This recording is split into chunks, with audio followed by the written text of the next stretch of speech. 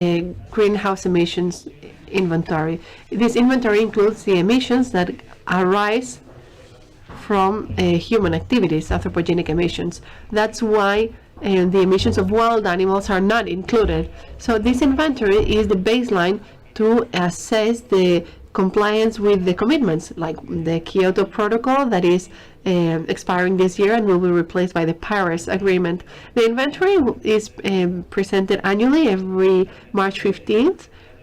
So we introduced the inventory of 2 years prior. So this year we are introducing the 2021 inventory. The previous inventory was very much influenced by the pandemic. To create the inventory and to have a consistency and comparability between the different parts of the convention, all countries must follow the IPCC guides, the 2006 guidelines and their revisions, and the European Union has another regulation like the 2018/2019 convention and the 2018 regulation /248, also known as the LULUCF's regulation.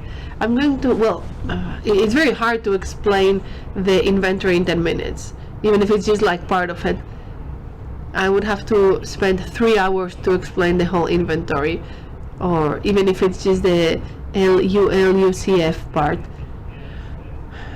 I'm just going to give you an overview, and if you so that if you want to look for something, you know where to look for. When we talk about extensive livestock, there are two sectors here.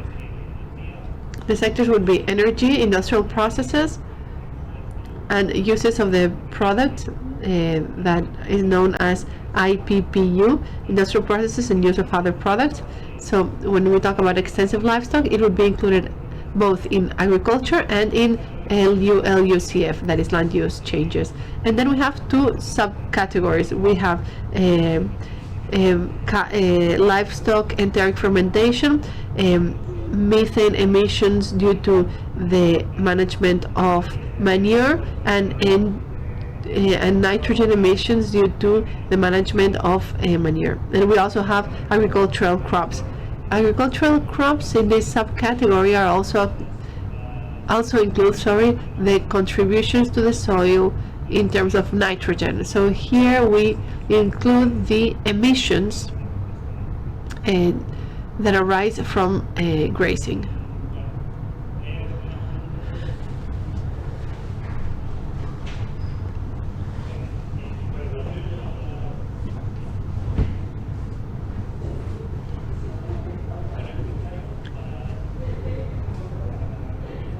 The livestock inventory is based on animal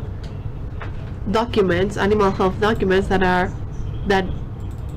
are drafted and updated by the General Directorate of Animal Production. They are homogenic categories in terms of emissions, and these include the productive system, the types of management, as well as the breeds. So there are consistent categories. You can check this. These are in the document in the ministry's website. We have the zootechnical basis for the calculations of horses, cows, sheep, laying chickens, and meat chickens. So in order to estimate the emissions within this zootechnical basis or animal health basis, we take into account the variables, the description of the method, and a description of the farm.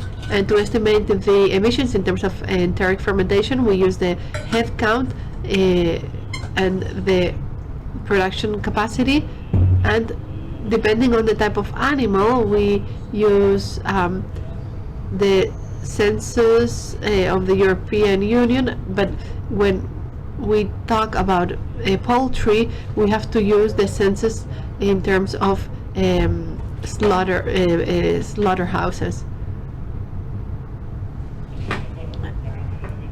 The amount of methane produced depends on the digestive systems and the diets of the animals.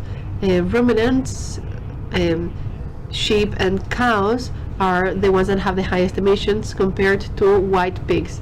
That would be like an intermediate position, and then we have poultry. In terms of white pigs, and talking about enteric fermentation, I'm going to speak in favor of these pieces, but we're just talking about enteric fermentation, not about slurry management. But white pigs in the last years have been bred intensively. There has been a technification of their breeding. Their diet have been fine-tuned, and this has reduced the emissions. But this is just in terms of enteric fermentation. And when we talk about cows, we should distinguish dairy from non-dairy cows. That is, dairy from meat cows. Don't consider meat cows as extensive livestock. It's much more complex than that. I recommend that if you're interested in this topic, you have to read the zootechnical basis to know how these categories have been estimated and calculated. And an interesting fact, something that happened a couple of years ago, here we have the cows and sheep figures. The emission per animal has increased because of the productive system, but since the performance of dairy animals has increased, the emission per liter of milk has decreased. I'm going to skip this and this too. I'm going to move to the LULUV sector. The LULUV sector comes from the acronym Land Use and Land Change in Forestry. The sector is subdivided in 6 categories: forest lands, crops, pastures, wetlands, settlements, and other lands. That refers to sterile lands such as rocks or beaches. In each of these categories, we estimate the carbon stock change in each of the carbon sinkholes. So we consider things like the carbon in the soil, etc. And also within this category, we also report the absorption of woody products that are considered a sinkhole in themselves, emissions due to fires and controlled burning, and the direct and indirect N2H emissions. The regulation to which I referred before, that is in force since 2021, establishes what is authorized within this LULUF sector. So far, only forestry and cropland was taken into account, and since in Europe they have decided that the whole sector should contribute to the reduction of greenhouse gases emissions. Now we'll have to consider dead wood and grazing land. And for the second period, that goes from 2026 to 2030, we will add the rest of the categories. That means that we've got hard work ahead of us. Currently, this regulation is under revision, and it is likely that it will be even more demanding in the future. As an example of the category of LULUV sector, in Spain we have grazing grounds, and that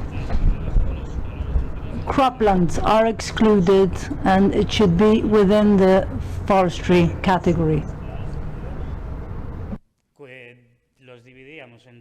pastizales con vegetación herbácea y pastizales con vegetación arbustiva y arbórea. Dentro de cada categoría existen otras dos subcategorías. Within this category, we also have two subcategories. That is grazing lands and grasslands, and land that has been converted into pasture, for example, as a result of deforestation. After 20 years, this becomes permanent grassland. For the purposes of calculations, we use Carbono del uso inicial, calculamos la diferencia y lo dividimos por un periodo. so we divide this by a period of 20 years. Y para calcular estos valores de stock, bueno, pues en la categoría de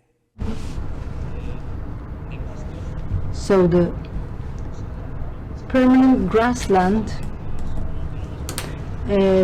is considered within this inventory, and the values of organic matter in soil organic matter are the ones that are derived from a study from the University of Barcelona. And then, concerning the permanent grassland, we're only considering the rest of carbon sinks. In this case, since there is no change in management, we consider them constant in time. I will speed up a bit.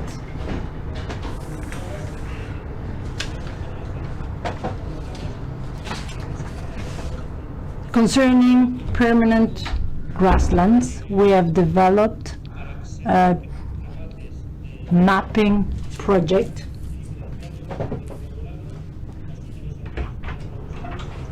so that we can differentiate burned pastures, forested grass pastures, and we have also outsourced a project in 2020 to develop a methodology. I'm sorry, there's a slide that is missing. To calculate the type of management according to the pasture type. And based on the emission levels, we have created different categories, and we will apply this to this mapping project. Thank you.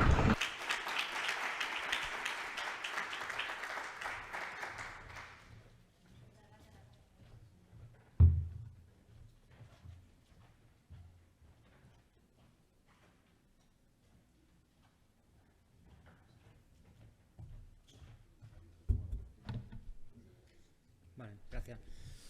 Venga, buenos días a todos. Good morning, everyone, and thank you for inviting me here. It is especially rewarding for me because I've been studying in this university. This presentation has two parts. First of all, I'll explain the benefits of ruminants so that we don't have a complex because of the enteric fermentation, and then I'll discuss enteric fermentation and so that we're not ashamed of this so-called rumen factory. We know that ruminants are herbivores that have to feed on pasture I am a nutritionist and I work specifically on ruminants.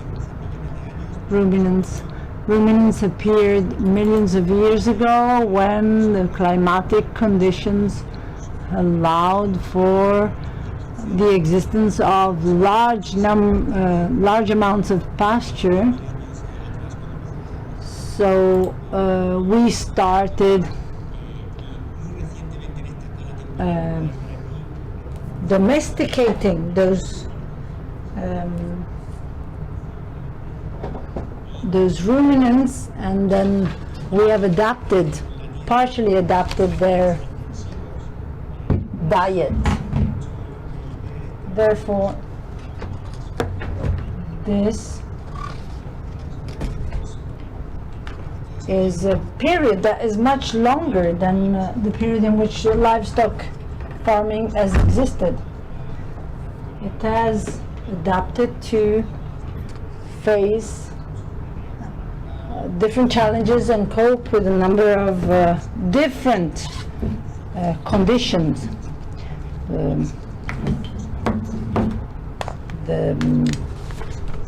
In the industrial system, young animals are missing on this transmission of a microbiome from their mothers.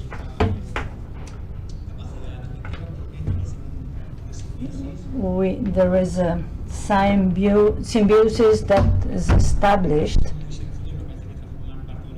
between all the different microorganisms that make the fodder digestible for the animal. If we could open a little window here in the left part of the animal and use a microscope, we would have a dynamic system with a large number of microorganisms that are digesting the different elements. I like to show this video to the livestock keepers to remind them that they're not feeding their cows. In reality, who they're feeding are those microorganisms.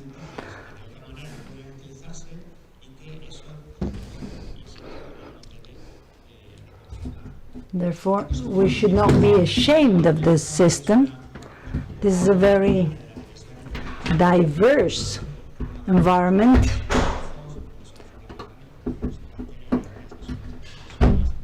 We're only seeing protozoa here, not bacteria or any other microorganisms. You know that recently we have heard this announcement that meat can be produced in a laboratory. It is a very aseptic meat that avoids many problems. But we already have developed this very sophisticated machinery, which is the rumen of ruminants. We should not forget that the evolution has developed a very efficient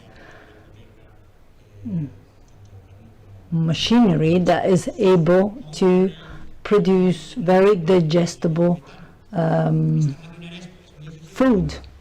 This system is very efficient in some respects, but in some way it is also inefficient, and that is the reason why methane is produced.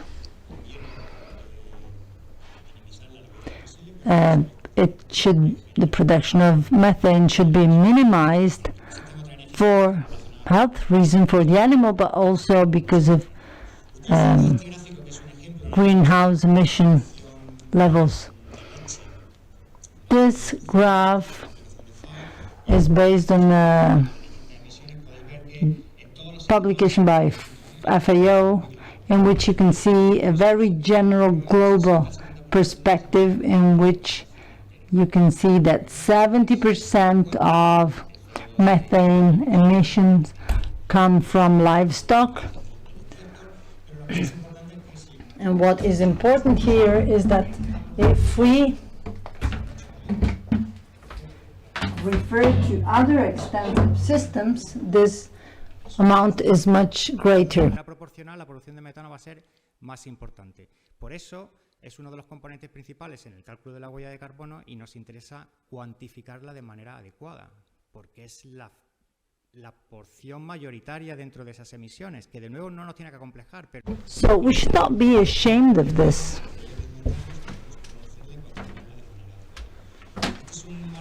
But we should just las emisiones no solo en relación a la ingesta de materia fresca, sino en relación a la producción de leche, lo que se llama el... And this is a graph representing emission intensity. So here you can see the difference between more intensive systems and more agropastoral systems. There is a huge difference in greenhouse gas emissions in those along this range of pastoral systems. And here we're only measuring the methane production. We're not measuring other gases. I won't have time here to get into details of what could be the strategies to reduce those emissions. They're mainly linked with the management of the flock structure. There are a wide host of strategies that can help us to reduce those emissions. I'd like to just say a few words about how we quantify those emissions to complement what Ramiro just said. We can only manage what we can measure. This is a very important message. If we can't measure things, we won't be able to measure them. I won't get into the details of carbon capture methods. It is relatively easy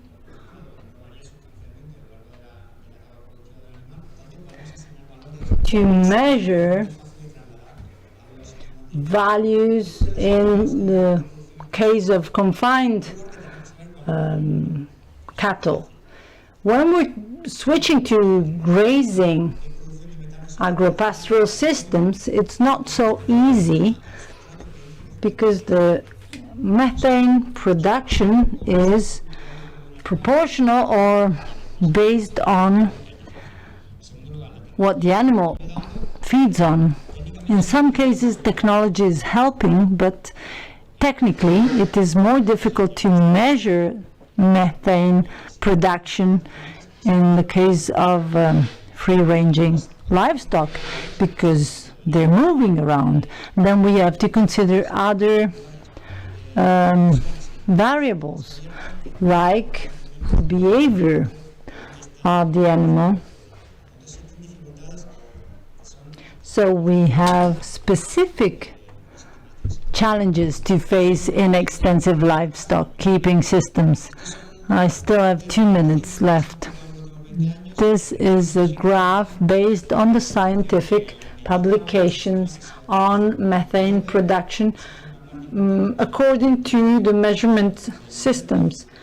You can see there are measurements that come from in vitro system, confined system, and grazing and non-experimental systems.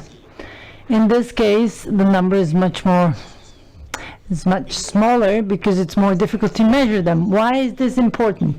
Because it is related with the efficiency of the system. And in this case, I'd like to refer to the inventory. Every year we have to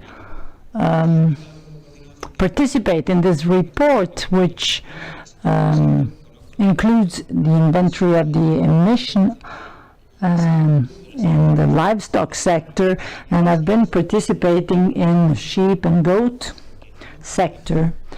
And in many cases, we really don't know what these emissions are because we have based ourselves on the Spanish Pasture Society, but we still have a lot of work to do. Also, because in Spain we have many different grazing systems. We're not a homogeneous country like the Netherlands, for example.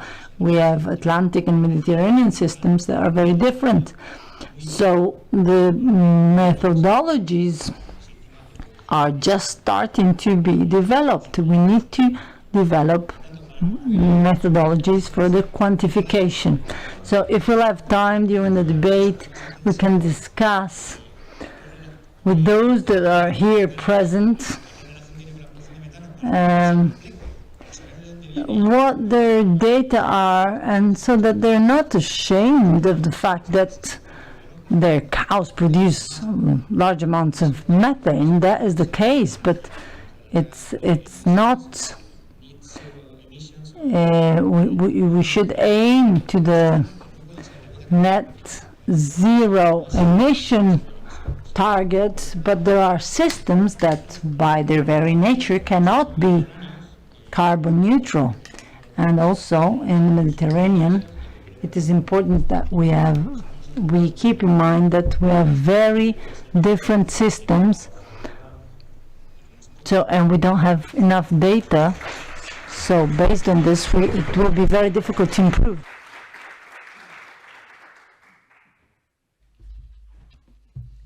Gracias. Pensaba que no funcionaba. Thank you very much. Now we're going to hear Gerardo Moreno, who comes from the University of Extremadura, and who is someone who has researched extensively on extensive livestock keeping, and more specifically on carbon sequestration. And we're going to talk about how much we emit, but also about how much we can sequester and mitigate. On behalf of my university, I will try to convey and describe briefly the idea of carbon sequestration. So let's talk about the hope. So when we say that we can compensate what we emit, we say so because we can sequester carbon. So how much truth there is in that? First, we must understand that a large amount of the carbon that is fixed by the ecosystems. And here we have what plants do in the ecosystems. So most of that carbon is breathed by the plants themselves and by many organisms, including soil microorganisms. So most of it is released to the atmosphere. It's quite a close cycle, and just a very small amount is sequestered, that is, stays in the system. So these measured with stations. This is the ESA in the north of Cáceres. When we have negative figures, we have the years when the system kept part of the carbon.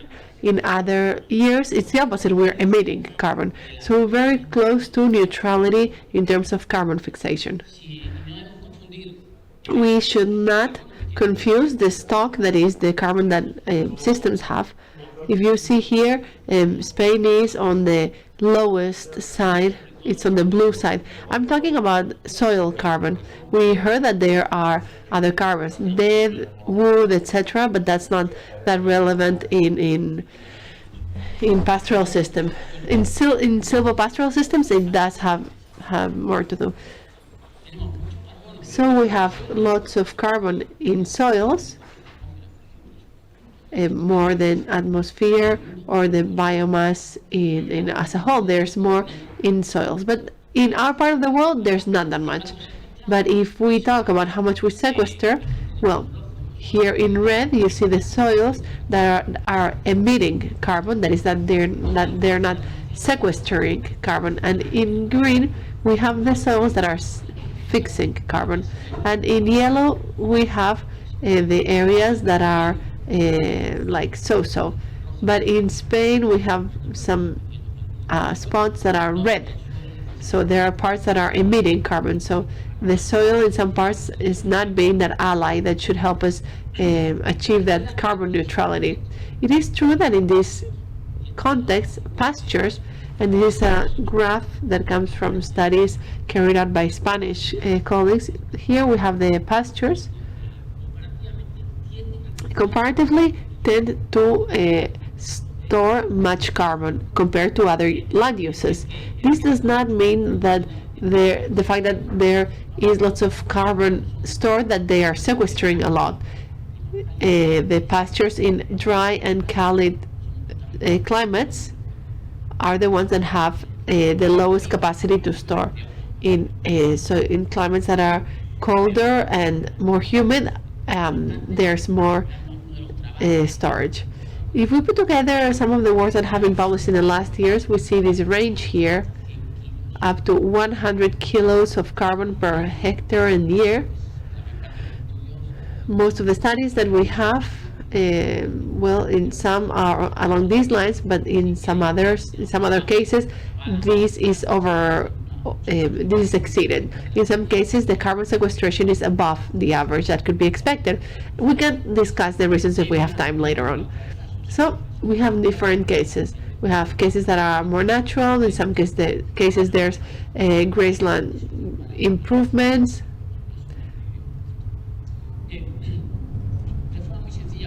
Very simply, why do pastures tend to store lots of carbon? There are many reasons.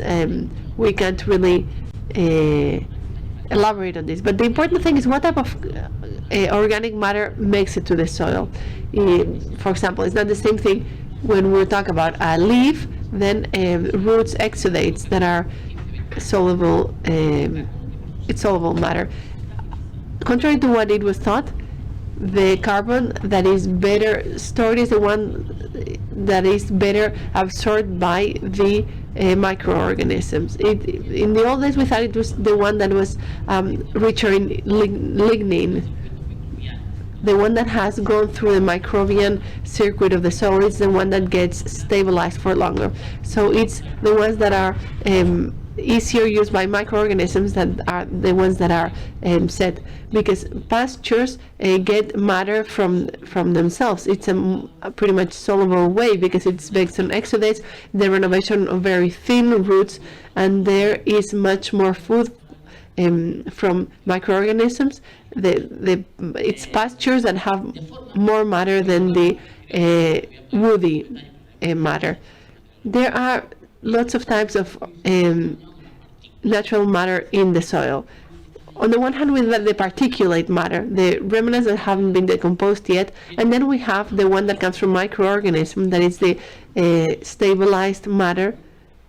The matter has died and is more stable and can be there for hundreds and thousands of years, whereas the first one just stays for a couple of decades. We know that pastures maximized this. The less interesting, sometimes we don't get a context about this, but also we know that that's just about pastures with the biological or natural vegetation, but pasture is being eaten and there's a cascade effect that favor a better and higher fixation. In the work that we are carrying out, we want to see what happens if grazing is abandoned. Let's see, we go crazy and we say animals are bad, let's get rid of it because it's polluting. What happens when that happens? Well, soils lose carbon because grazing favors mechanisms of carbon gainers. There's a change in the stem root ratio, and also the urine doesn't happen, and the urine helps fixate more of the stable matter. There are higher. We know that, contrary to what we thought, the faster decomposition rates helps fixate carbon. But this is not always the case. There are several recent studies with very interesting analysis that talk about how we find many examples of grazing favors the capture of carbon, In other cases, it's the other way around, and in some other cases, it's like neutral. So we have to see when grazing favors carbon fixation. So in environments that are warmer, drier, more arid, in those cases, grazing has to be carried out very cautiously. In some places of the world, the more grazing happens, the more sequestration there is. Well, that doesn't happen here. We need very moderate grazing to have that positive effect of grazing. I don't want to elaborate on this, but this is something that we should retain. We know that there are many limits to carbon sequestration. Grazing systems capture lots of carbon. Grazing can help this capture, but we are not talking about unlimited sequestration. It's not like I'm always going to be sequestering carbon. Ecosystems have limits, and the more mature ecosystems tend to not sequester anything and not emit. So there are very interesting works. This is carbon sequestration in grazing systems. Let's manage our expectations. Let us not go crazy. We do not have that much of a margin through carbon sequestration. And this one says, can pastures really be perpetual carbon sinkholes? No. We know that they get saturated. So in a matter of decades, if we move from crops to pastures, as Ramiro was saying in that example, in a certain number of years, this gets stabilized. This is the organic matter, and this is the stable organic matter. The organic matter achieves a threshold, and the matter on soil may increase, but not the stable organic matter. This has a positive and a negative side. We think that there's a saturation of the soil because the minerals that are capable of fixing organic matter have a limit, but we know that 20% of the 20% are taken by minerals, and the other one are not. So there's a saturation, but we don't know how it really happens. So you start taking a look at studies, and it's like, okay, we can use this threshold, but we see that there's a tendency to stabilize. We know that if we have a soil with a X type of management, there's going to be a saturation in some decades, but if there's a change of management, I'm going to increase that threshold, and I can be sequestering for a couple of decades, and then you have to change and change. There's no, it's not perpetual, but you have a certain margin. This is reversible. If we don't keep doing things well, we lose this improvement. I'm out of time, so I can't elaborate on this. Carbon sequestration doesn't happen by itself. It has to be supported by an increase in soil fertility. Improving fertility, which can be done with fertilizers, manure, or with penning, with rotation of pastures. We are able to increase this threshold. So what we are measuring in the VESA is that it's not sequestering carbon, it's emitting it. But in those places where we improve soil fertility, there's carbon sequestration because it's very close to neutrality. So small amendments in management can change the situation, and the soils can move from emitting to sequestering or capturing. There are several studies on European scales. The first ones were very optimistic when they talked about carbon sequestration and seeing how emissions could be compensated. But if we think about the whole package of livestock, we have the feedlots, etc. If we include all those parts, the balances are much less positive. But even in these studies, 2010, etc., we could see that in those farms where there's good sequestration, we have a very high rate of carbon sequestration, and the whole change is going to be compensated. When we're not able to compensate, even with good rates of carbon sequestration. Here is 0.57. It's still high, but not even at that they can compensate. So it's not going to be easy by doing things well, by capturing carbon, we'll be able to compensate all the emissions. And as David was saying, being carbon neutral is not enough. We know that. But then we have to think about things are being measured correctly, as Mireia was saying. Here we have the column that we should pay attention to. If livestock was just, if everything happened in the field and everything is supported by field resources.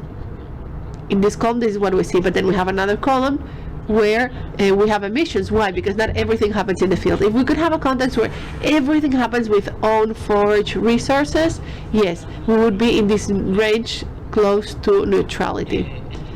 So I'm going to wrap up with this. This is a brilliant work by the University of Córdoba. We contributed to it. And here we have organic farms compared to conventional farms. Here we have carbon capture and the emissions. Here we have the net balance. Here we have a positive figure. That is, we are emitting carbon, although instead of emitting all of this, we're just emitting this, because part of this is compensated with this carbon. In organic dehesas that are closer to own resource farms, and we are closer to neutrality. In this case, it's pretty neutral. I'm going to change quickly to another idea here. I was going to talk about how we can increase the carbon sequestration capacity. It's important to see this is what would happen. I'm talking about dehesas. This is the carbon that we are capable of capturing in the pastures. If we have trees, there's an increase, and we can almost double the carbon sequestration capacity. Another idea that I wanted to mention, and I think Ramiro mentioned this somehow, but also David, when he said that we know so little about methane in extensive systems. Well, same thing happens to carbon sequestration. The systems that we need, monitoring, verification and information, there are many examples in the world. We barely have anything in Spain. We have forestry inventories that measure what happens to tree masses, but we haven't started doing that with soils. We need a system. We need to implement a system. We are starting to have very interesting guides. We have this 2019 guide. I'm really sorry about taking too long.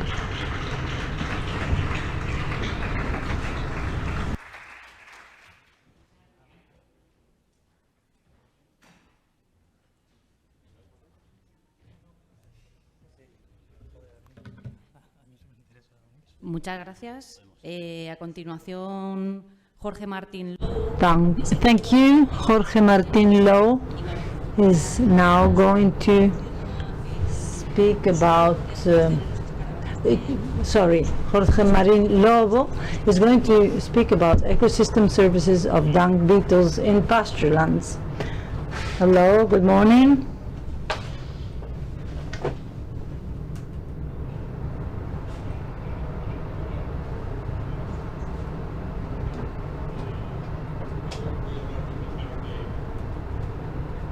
Today I'm going to talk about a part that has to do with this issue of carbon sequestration, and it is a part that is not very, it's usually neglected, and that is those microorganisms that are in charge of the decomposition of the dung, of cattle dung.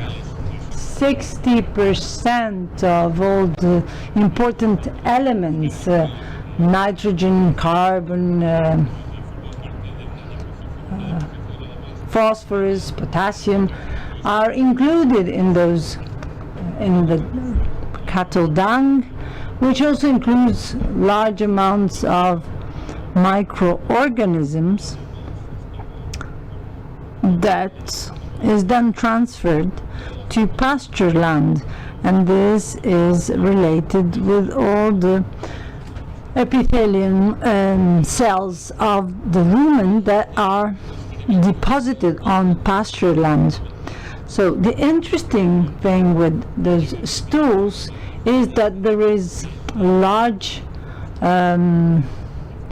amount of organisms that are specialized in feeding on this on cattle dung since the Cretaceous or the Jurassic era. There are two species, Copris hispanus, and are in right now in Spain, that were imported from Australia, and they are able to lay their eggs on a dung past and dig these dung paths very quickly in the soil. These organisms are in charge of digesting this dung for millions of years. The lack of these organisms can have enormous impacts in the decomposition of stools in the field. When domesticated animals arrived in Australia, for example, there was not a coprophagous population that was adapted. So in this case, they produced deposits. They produced droppings, little amounts of that you can see here, and the vegetation changed. The palatability of the meadow species changes, and this pasture is not adapted to animal feeding anymore. This is because there was no coprophagous species that were adapted. In this case, this is a study we did in Doñana. This is a cohort that can be representative of the situation in any area of Andalusia, and these organisms are able to process 80% of the dung that can be found on pasture. What happens when this is not the case? Not only do we have problems with the grassland structure, species structure, with other living species that live together with those dung beetles, such as dipters, and these are insect-eating insects that have become a pest in Australia.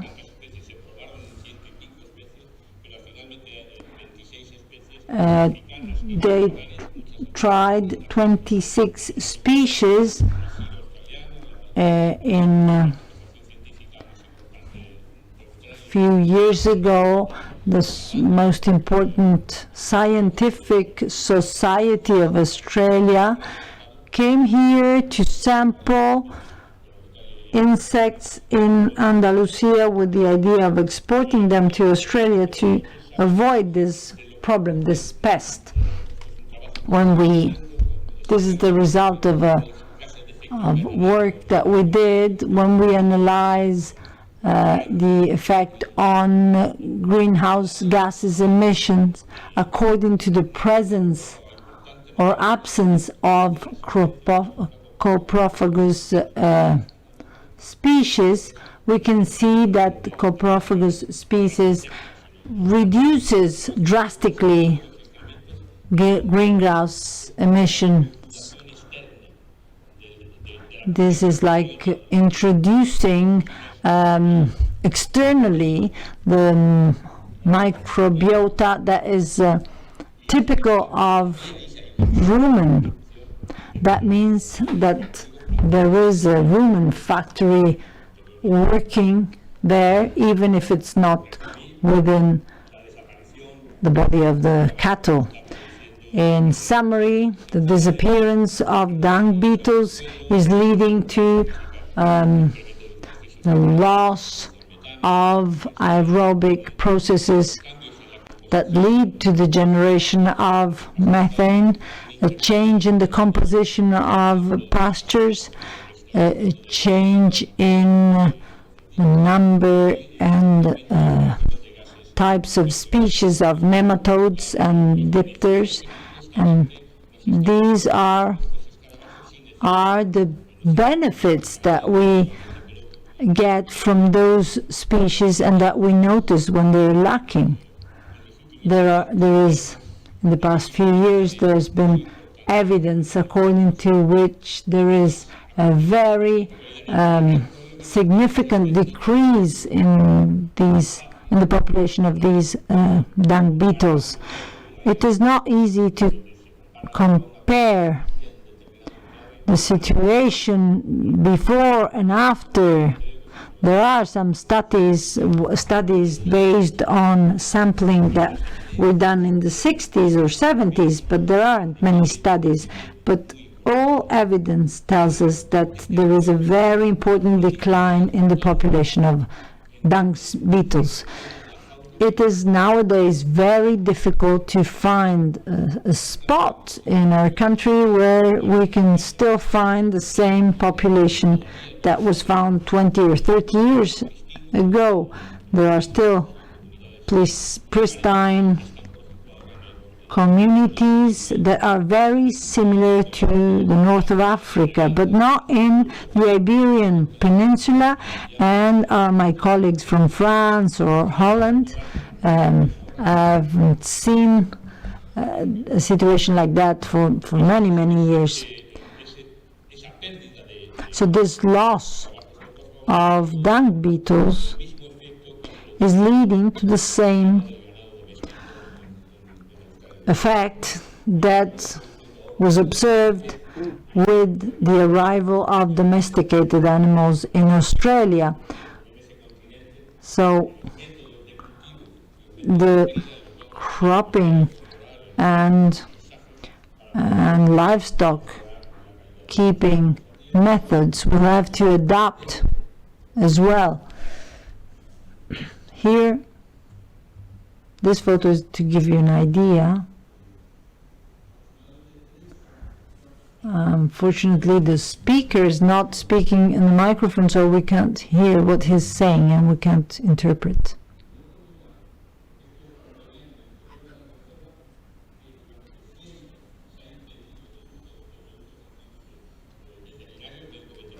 Okay, in Doñana, we're talking about Doñana, where wormer treatments were prohibited. It's only here where we can find this part of dung still in soil. It is a paradox, but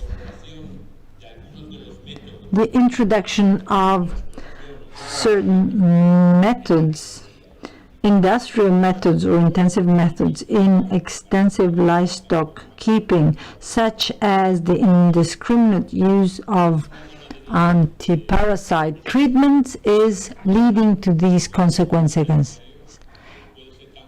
An extensive livestock system that uses large amounts of these drugs could be as negative as far as its impact on the ecosystem as industrial livestock systems. These are the main molecules that are being used, and they're basically used in a very generic way. It is like when in the 70s doctors were prescribing antibiotics whether you had something or not. So this is happening due to these practices. This is an image taken from the region of Camargue in France, where they have festivity that involves parades with horses, and they're treated with drugs so that they shine and they're more beautiful looking. And these are the consequences. Those treatments, the treatments with these drugs were based on studies that said that they were not lethal for the insect population, and it is true they're not lethal, but they reduce their mobility, their smell, their strength, the number of eggs, and they make those beetles unable to reproduce and carry out normal daily activities. So last image is related with something that some of our colleagues mentioned.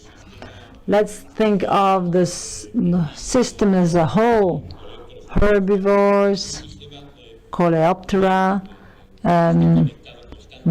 dung beetles. This is an interconnected system, and that is interconnected through a microbiome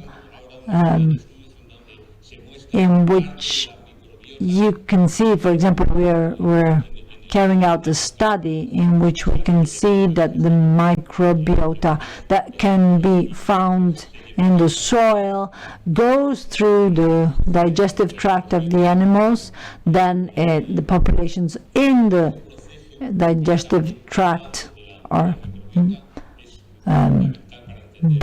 boosted, and then so goes on the cycle again. And this cycle is essential for the cycle of nutrients, and if one of those phases is disrupted, the whole cycle is destroyed. So we should stop the indiscriminate use of antiparasite treatments. Thank you.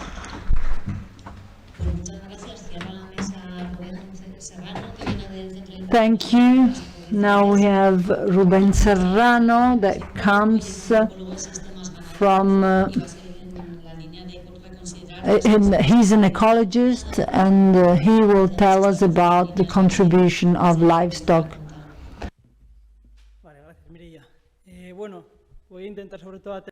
I will try to stick to the time we have because we don't have a lot of time.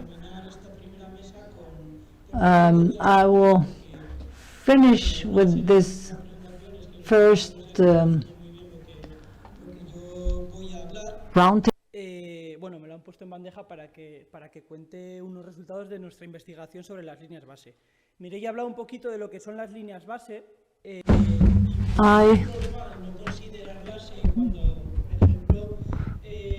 We have a problem when we have to carry out inventories of greenhouse gases emissions in intrínsecos a la existencia de ciertos biomas. We have different impacts, of which I'm showing a photo here. This is a reconstruction of the Atapuerca cave surroundings in which livestock was abandoned. At the time there was a large amount of wild animals, so we should now try to study the impacts of the anthropogenic impacts on those populations. We're very limited as far as estimating the baseline. This area that was represented in the image I've just shown you doesn't exist anymore, so we don't have the possibility of measuring what would happen in a situation in which no extensive livestock rearing existed. If we want to estimate the impacts of livestock keeping systems, we have the difficulty related to the fact that we have less animals than that would be expected based on a baseline situation. We live in a country in which landscape is completely fragmented with infrastructures that hinder the mobility between one area and the other. Therefore, the number of head of cattle is vastly reduced. We have carried out a study in which we have seen that in most national parks there is also livestock grazing, so in that case we can't find a baseline. I'm not saying that we shouldn't have livestock in a natural park. I'm just saying that that is a limitation in quantifying the baseline levels. We have carried out a study in natural parks and national parks and measured the density of animals based on soil productivity. We have measured the biomass, and we have observed a relation between productivity and the number of herbivores. But due to the lack of mobility of livestock, we have a very limited number of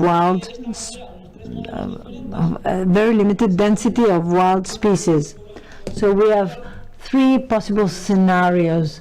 One would be the current ecological situation. The other one, we have two sites that are not within this model. That is the that is the National Park of Monfragüe and the Park of Cabañero. In this case, the wildlife species is much higher than the rest. So there's less competition for pastures, and there can be migrations between highlands in the summer when the lowlands are drier, and the rivers migration in the fall when animals can migrate to hotter and greener areas. So these are three different situations or scenarios that can be extrapolated to the rest of the territory to measure the impact or to measure to what extent what we're blaming on extensive livestock grazing is actually due to a baseline. So we can define four scenarios. If we consider the data coming from the greenhouse emission inventories, we can see that these baselines are not at all considered. But if we set ourselves in a scenario like Cabañeros, we can see that 80% of the emissions, enteric emissions that are in orange, are impacts derived from a baseline. So we are relating a human activity to an ecological dynamics that is inherent to the pasturelands that we have in Spain, which belongs to savanna-like biome. So we have come to the conclusion that there are many impacts that are not human-based, are not human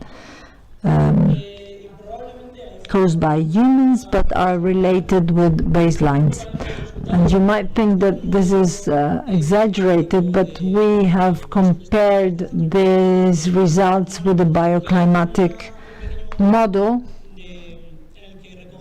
in which data has been collected from mega herbivores in Africa or India, and the model also included data on predictions on precipitation,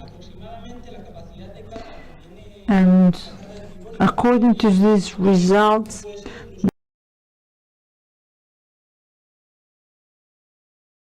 the herbivore load we can have in our country can be 20% higher than the situation we are having in extensive livestock activities right now. So we should remember that livestock keeping is not only a human activity, but it's an activity that is linked to the ecological dynamics of our landscapes. Thank you.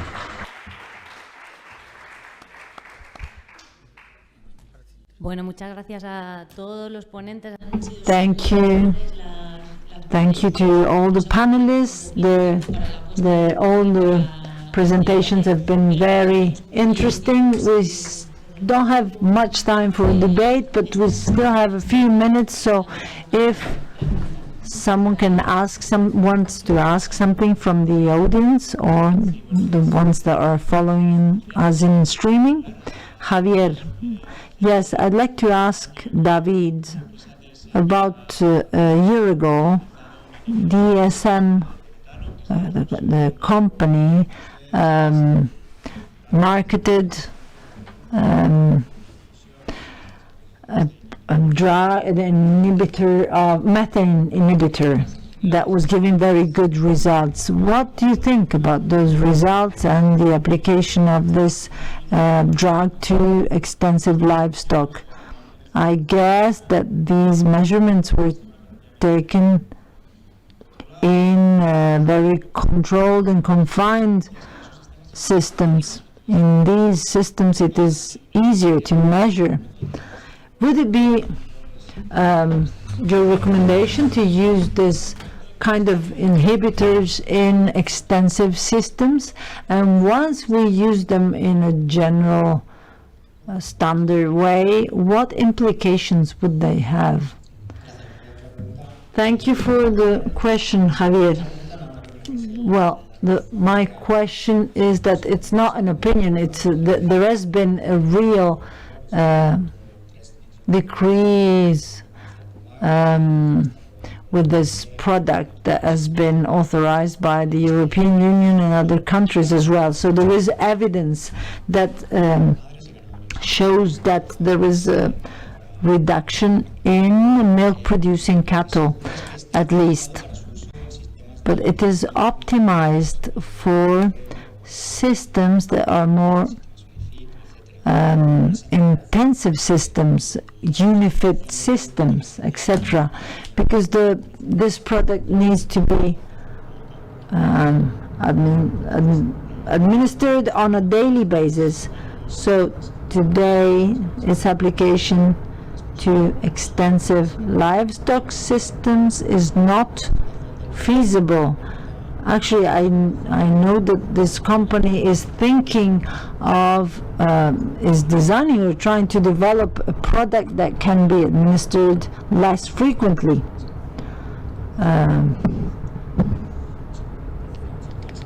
So right now its effect is very limited in extensive systems. It might be used in New Zealand, United Kingdom. They might think of applications in these countries, but so far it's still very difficult. And then when we talk about greenhouse emission inventories, we need to think of systems in which certain products can have an impact on the reduction of greenhouse emissions, and in this case we would have to transfer this to the inventory.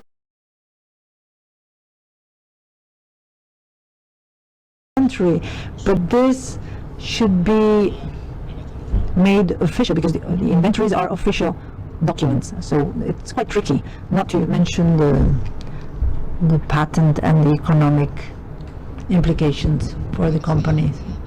My name is Yolanda Mena. I work at the University of Seville. I would like to thank the organizers and the panelists, because we're touching upon very interesting issues concerning livestock, extensive livestock breeding. I have a question for Gerardo. You mentioned that due to the climate, to the Mediterranean climate, there is not much carbon capture right now. And I think it was very interesting when you said that we should manage things adequately so that this carbon capture is maximized. And also you said that we should aim at food forage self-sufficiency, and I'd like to have your opinion about regenerational livestock systems, because I'd like, you mentioned moderate grazing densities. Well, you can give many names to this kind of grazing: holistic management, pasture management. There are many different terminologies used. There are contrasting results and evidence. I think that Maria has published various articles on this issue. We are studying this, and we have evidence that shows that it increases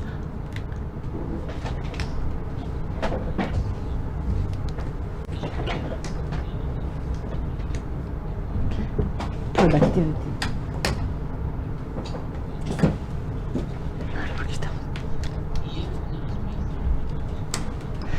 Que no son siempre verdaderamente parcelas que están en un pastor.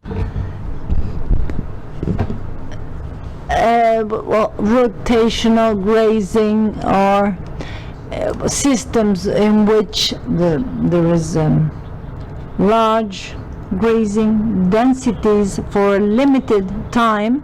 This, we have studied this, and the evidence shows that there is a 15% increase in productivity. But to the extent to which they try to emulate what we have been doing for centuries, the so-called redileo or penning system, and that has created majadales that are pastures, pasture lands that we have, and that are much more productive than the rest of pastures. This is clear. The advantage is that we have very degraded soils, so we are certainly below this saturation level to which that we have not exceeded yet. So if we continue using the same grazing systems, the pasture lands will not improve substantially. Well, I can tell you at the global level there's not concluding evidence, but as far as the results of the studies that we've carried out here in Spain, in La Mancha, there is evidence that there is an improvement.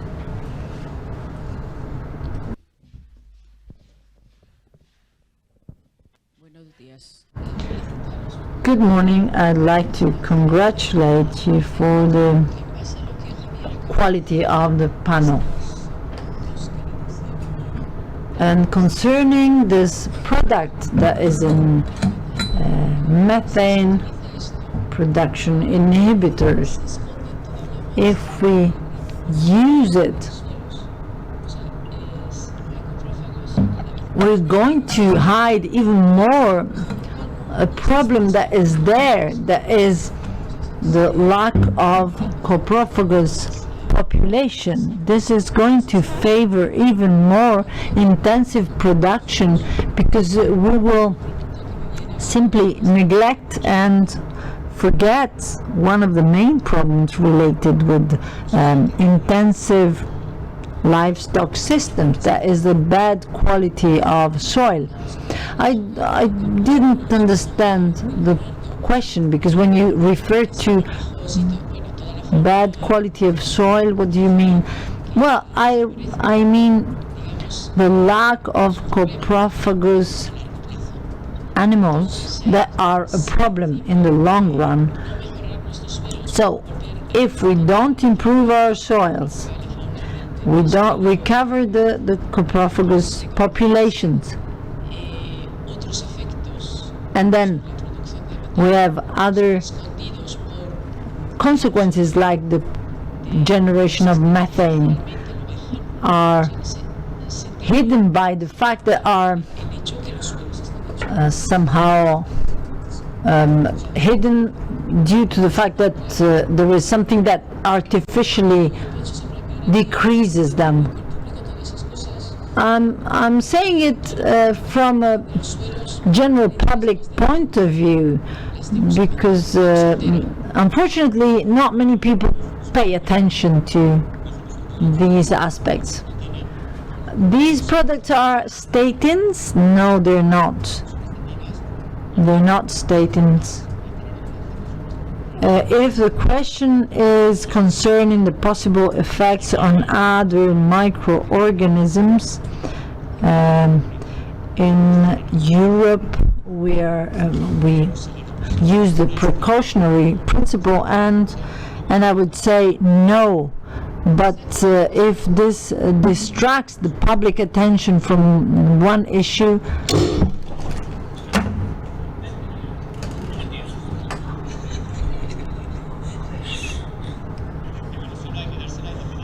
well, we should pay attention to soil quality no matter what, because it's very important.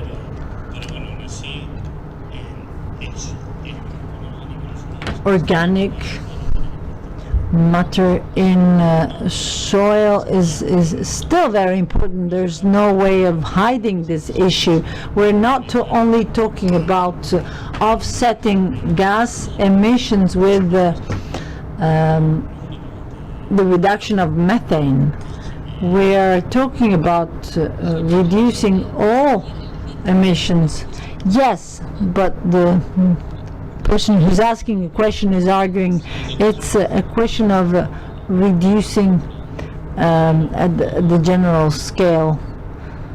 What could be the kind of cascade effect if the cropophagous cycle has been broken? The fact that we change the composition of dung could affect other processes in the soil. Well, there are things that sometimes we introduce as an artificial input could have other consequences or indirect consequences. I don't know. Since this is if this is a product that is only used on confined animals and then doesn't reach the soil, maybe it's not so relevant. Thank you very much for those interesting presentations. Usually we say that there is a polluter pay principle, carbon markets, futures. What happens with this? Because we need to regulate all this. Well, this is something that is the responsibility of the climate change agency. I'm only in charge of inventories, but I can tell you what the general guidelines are. So far, there are afforestation projects as compensation for gas emissions. We will have to see how this works, but these projects will also include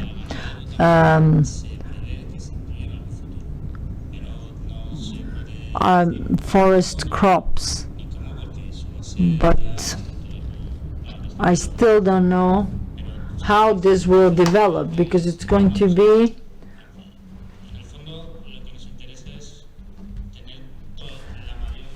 it will take a while.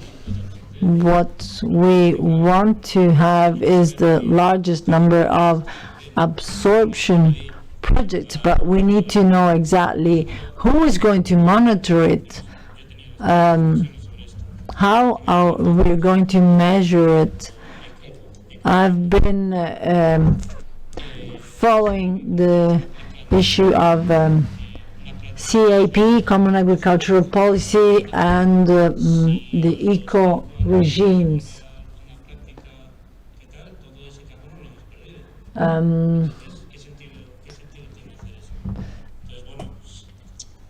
If there is no time constraints, there could be transition to other cropping systems that are not don't last long enough to notice differences.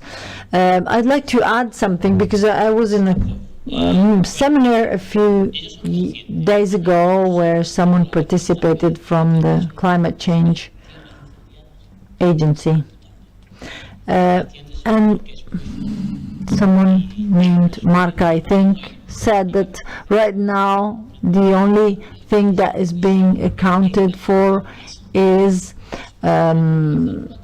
burned surfaces from fires, but they're aware that there are many other practices that could contribute to capture carbon, but there is a complete lack of monitoring and verification system. And grass, there is a long list of countries that is implementing those systems in which carbon is periodically monitored and measured.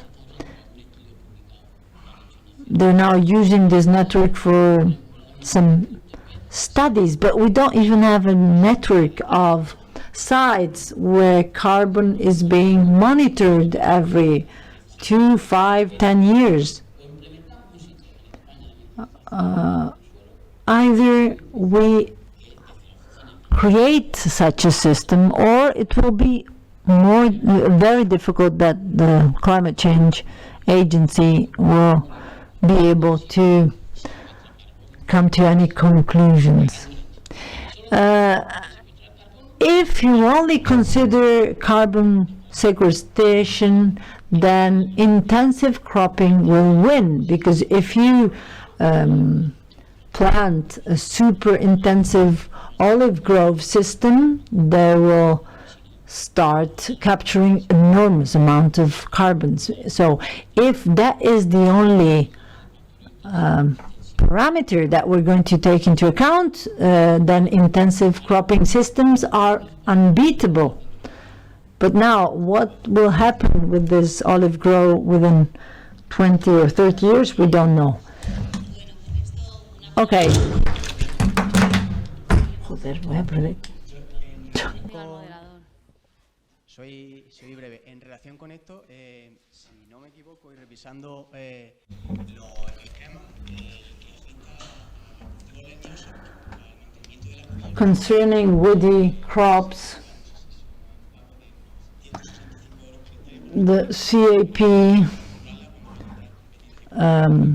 foresees a payment for vegetation cover, and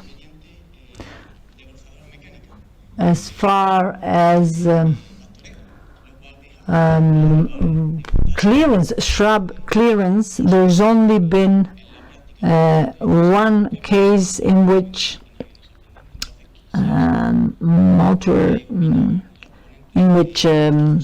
machines are used to clear shrubs, but not grazing. What do you think about this? I have no clue. I'm sorry. I'd like to reply. I think that they will use glyphosate.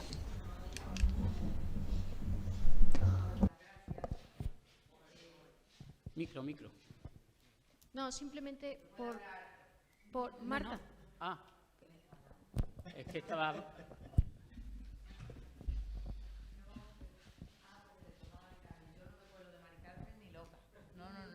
No, pero Venga, ya que estáis, venga. termina la idea. No, you can just finish. Thank you. It is all the presentations have been very interesting, but on many occasions the pastoralists don't have the economic means to overcome those problems.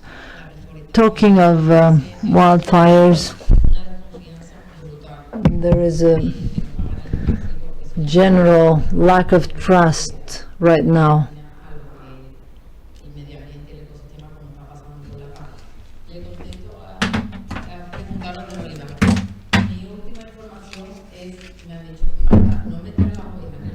The last information I have about olive groves is that someone told me that I shouldn't let my goats graze within the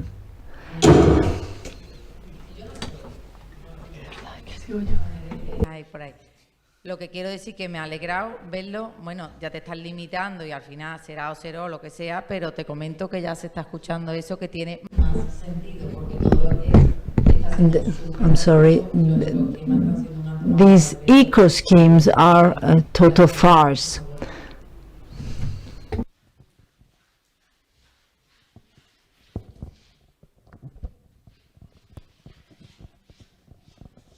No, solo por puntualizar lo que estaba diciendo. Just to add to what this previous speaker said, it is true that in the management of vegetation cover in woody crops, it it is stated that they're allowed. Initially, they were not allowed, and now they're allowing the use of pesticides when there is a pest, there is evidence of a pest. And now the eco schemes that are now called eco regimes. When we have asked if grazing was possible in woody crops, they said no, they're not allowed because they have excessive compaction, soil compaction as a consequence. And I'd like to add that I liked all the presentation, but we should have a global perspective. You gave the example of Monfragüe or Cabañeros.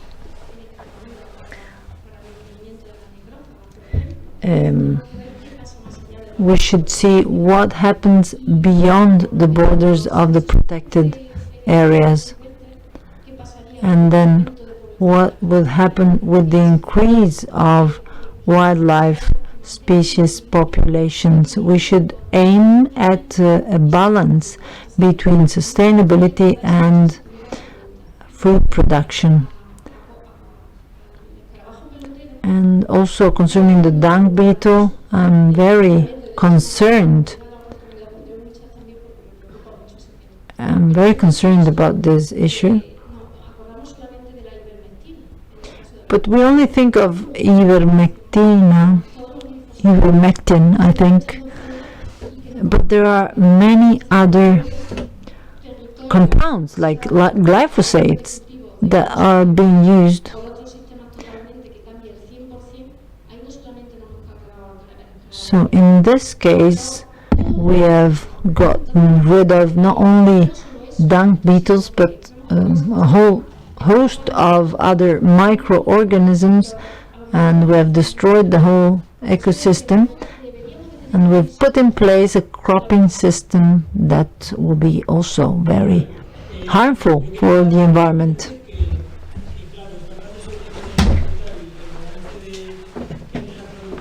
I would like to say that when we talk about productivity and the number of animals that are grazing wild or outdoor systems, but at the end of the day, we don't bear in mind that in a scenario where this would be full of wild animals, which is what we want to compare extensive livestock with, the productivity or the use of the pastures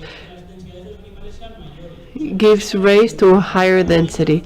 That is, in a scenario where migrations are allowed, like what happened for centuries with transhumance, and it is speculated that those transhumance paths were the inheritance from the wildlife migration paths. When we have that, there is a better use because you can complement winter and summer grazelands and thus have a higher density.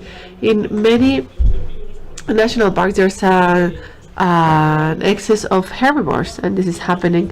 And in a wild situation, this wouldn't happen because migration would keep or would be able to support even higher numbers of herbivores.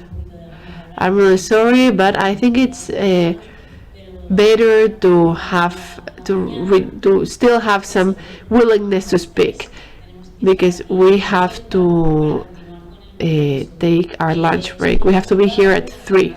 I just want to remind you that in the cafeteria there is a pretty good food, and during lunchtime there will be posters there will be the posters outside. Together with the posters, there's a series of cards of good practices, and we want to invite you to assess those cards, because we are trying to gather information about whether you think these good practices are interesting or useful based on your experience. We are reconvening here at 3. Thank you very much. No sé exactamente.